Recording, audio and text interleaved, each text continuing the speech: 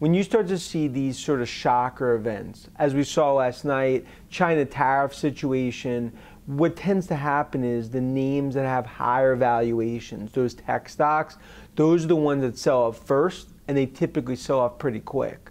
So right now, in terms of looking at the market, besides just technical levels, investors are really trying to see if the market's Teflon-like, and can it hold events like today, just given the shock to its system.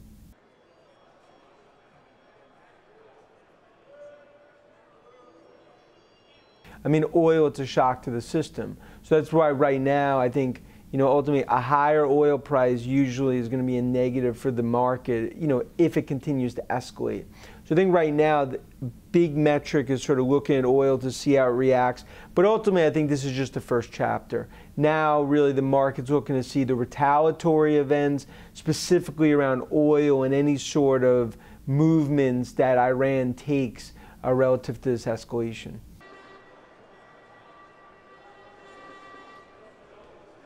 I would just say right now it's a great gauge to see how strong this market is and are there weak hands. Because if you start to see massive sell-offs, I think it just shows maybe some of the valuations have gotten frothy.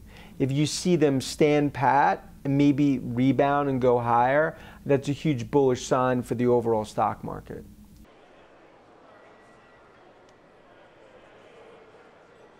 Because if this escalates, then it becomes a Pandora's box situation.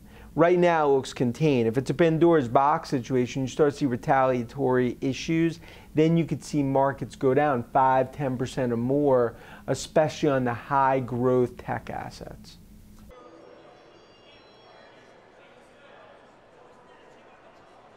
In my opinion, this is one where it adds to the worries in terms of longer term because that Iran situation seemed like it was contained.